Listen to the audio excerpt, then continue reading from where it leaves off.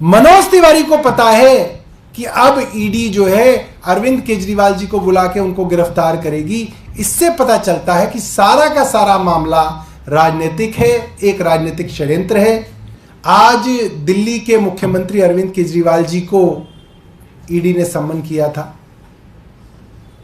मुख्यमंत्री जी ने ईडी को पत्र लेके बताया है और कुछ बातें बहुत जरूरी उन्होंने रेखांकित की हैं।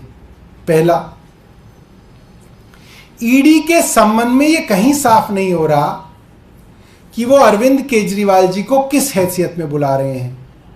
संदिग्ध की हैसियत से बुला रहे हैं, गवाह की हैसियत से बुला रहे हैं, ये जानबूझ के इसको साफ नहीं किया जा रहा, वो साफ करे ईडी।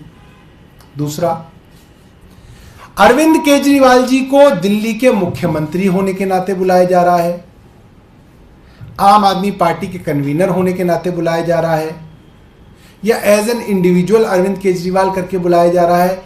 ये ईडी ने अपने समन में साफ नहीं किया, ईडी इसको साफ करे। तीसरी बात, ये बहुत हैरान करने वाली बात है। मैं पिछले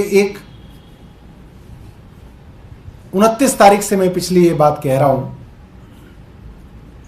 अरविंद केजरीवाल जी को सम्मन आएगा और उनकी गिरफ्तारी होगी, ये बात मनोज तिवारी को कैसे पता थी? मनोज तिवारी जी ने अपने इंटरव्यू के अंदर ये कैसे कह दिया? 29 और 30 तारीख के उनके इंटरव्यूज आज भी एएनआई की ट्विटर हैंडल पे मौजूद है, आप देख लीजिए। 11:15 बजे का ट्वीट है 29 तारीख का। उनको कैसे पता था कि 2 दिन बाद या 1 दिन बाद ईडी अरविंद केजरीवाल जी को बुला के गिरफ्तार करेगी? इसका मतलब ये सारा का सारा षड्यंत्र राजनीतिक है। मनोज तिवारी कोई आईआरएस अफसर है, कोई ईडी के अंदर ज्वाइंट डायरेक्टर है? कौन है मनोज तिवारी? या भगवान विष्णु के अवतार हैं कि उनको सब पता है? मनोज तिवारी को पता है कि अब ईडी जो है अरविंद केजरीवाल जी को बुला के उनको गिरफ्तार करेगी। इससे पता चलता है कि सारा का सारा मामला राजनीतिक है, एक राजनीतिक षड्यंत्र है। 5 राज्यों के अंदर चुनाव लड़ रही है, 5 राज्यों के अंदर चुनाव हो रहे हैं, आम आदमी पार्टी चुनाव लड़ रही है। अरविंद केजरीवाल एक राष्ट्रीय दल के राष्ट्रीय कन्वीनर हैं, चुनाव प्रचार में जगह जगह जा रहे हैं, इलेक्शन डेट्स अनाउंस्ड हैं, मुख्यमंत्री हैं, प्रशासन की जिम्मेदारी है।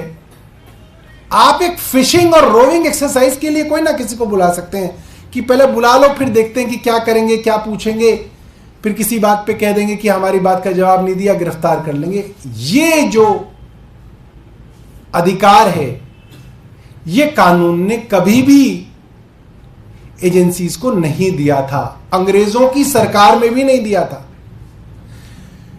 सत्ता किसके हाथ में आएगी और वो सत्ता आने के बाद पुलिस का, प्रशासन का दुरुपयोग ना करे, ये हमेशा हर चुनी हुई सरकार और हर प्रजातांत्रिक देश के अंदर ये सबसे बड़ी समस्या होती है कि जिसके पास सत्ता आएगी, जिसके पास एजेंसीज आएंगी, वो उसका अगर दुरुपयोग करने में लग जाएगा तो उस पे कैसे अंकुश लगाए जाएं, चेक्स एंड बैलेंसेस कैसे बनाए जाएं, ये हर देश के कानून में इसके प्रावधान किए गए। अंग्रेजों के समय में भी ये प्रावधान किए गए कि पुलिस अगर किसी के घर में सर्च करती है तो सर्च वारंट कोर्ट से जरूरी है लेना। ऐसा नहीं है कि पुलिस का मन किया किसी के घर में घुस गए और उसकी तलाशी लेनी शुरू की, नहीं। इसके ऊपर चेक्स एंड बैलेंसेस हमेशा से बनाए गए। ईडी के कानून के अंदर चेक्स एंड बैलेंसेस नहीं है। केंद्र सरकार इसका खुल्लम खुल्ला दुरुपयोग कर रही है और यह सामने है कि राजनीतिक षड्यंत्रों के कारण यह इस्तेमाल लगभग सभी विपक्ष के नेताओं के खिलाफ किया जा रहा है, जो कि देश के लिए बहुत दुर्भाग्यपूर्ण है। अगर आप कोई प्रश्न पूछना चाहते हैं तो पूछ सकते हैं। क्योंकि जो जवाब सीएम ने दिया है ईडी को, उसमें ये नहीं लिखा है कि वो अगली बार कब पेश होना चाहेंगे? उन्होंने ये कहा है कि इस समन को वापस लिया था। उन्होंने कहा है, क्या आगे आप कभी नहीं जाएंगे या फिर उन्होंने जी पंकज जी, उन्होंने ये कहा है कि ये जो सम्मन है ये गैर कानूनी है, इसके अंदर अस्पष्टता है, ये राजनीतिक दुर्भाव से, राजनीतिक कारणों से ये सम्मन दिया गया है, लिहाजा आपके पास इस सम्मन को देने का अधिकार नहीं है, आप इस सम्मन को विड्रॉ कीजिए, वापस लीजिए। लेकिन आमतौर पे देखा जाता है कि कोई भी व्यक्ति जिसको समन भेजा जाता है वो एक्सटेंशन सीक करता है और अगली तारीख की बात करता है और फिर ईडी उसके बाद दोबारा एक नई डेट देती है। तो ऐसे हालात में तो ईडी तुरंत से आपको एक समन भेज सकती है। देखिए, आप इस बात को समझिए, जो कानून में चेक्स एंड बैलेंसेस इसीलिए बनाए गए थे कि किसी एजेंसी का अपना राज ना हो जाए कि उसको जिसको मन करे बुला लिया, जिसको मन किया गिरफ्तार कर दिया। ये चेक्स एंड बैलेंसेस हैं। तो मुख्यमंत्री जी ने ईडी के इस सम्मन को ही कहा है कि आपका ये सम्मन जो है गैर कानूनी है, आप ऐसे सम्मन नहीं दे सकते, ऐसी अस्पष्टता से आप किसी को भी नहीं बुला सकते, आप एक फिशिंग और रोविंग एक्सरसाइज नहीं कर सकते। क्या आप चाहते हैं कि ईडी आपको स्पष्ट जवाब दे कि ईडी क्यों बुलाना चाहती है? क्या आप ईडी चाहते हैं कि ईडी स्पष्ट करे या स्पष्ट तौर से बताए कि ये वजह है, ये जानकारी हमें चाहिए इसलिए हम बुला रहे हैं? आप चाहते हैं कि ईडी ऐसा लिख के दे आपको? नहीं, हमने ईडी को लिख के दिया है। ईडी देखिए, ईडी को जो लिखना, हम क्यों चाहेंगे कि ईडी क्या हमको करे? ईडी तो वो करेगी जो उनके जो है, जो राजनीतिक उनके आका है वो है। अब ईडी के वकील ईडी को सलाह देंगे, मैं तो ईडी को सलाह नहीं दूंगा। राजघाट पे प्रदर्शन कर रही है, क्या कहेंगे? वो आरोप लगा रहे हैं, वो कह रहे हैं कि डर गए। आप कोर्ट में चुनौती देंगे इस ईडी के समन को? तो क्या ये तो लीगल टीम तय करेगी। सौरभ जी, भाजपा आरोप लगा रही है, वो प्रदर्शन कर रही है राजघाट पे, क्या कहेंगे?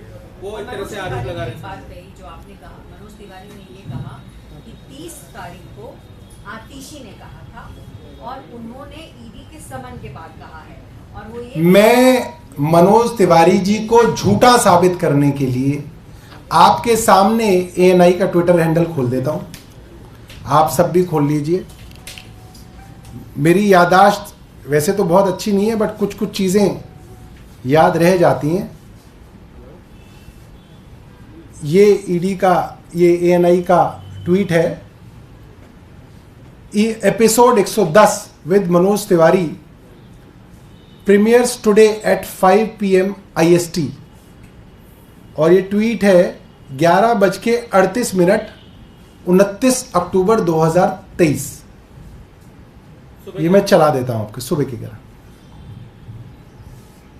का नंबर अगला है, वो भी जेल जाएंगे। आपको कैसे पता कि वो जेल जाएंगे? राघव चड्ढा जी और अरविंद केजरीवाल, जिन दोनों लोगों को जेल जाने से कोई रोक ही नहीं सकता।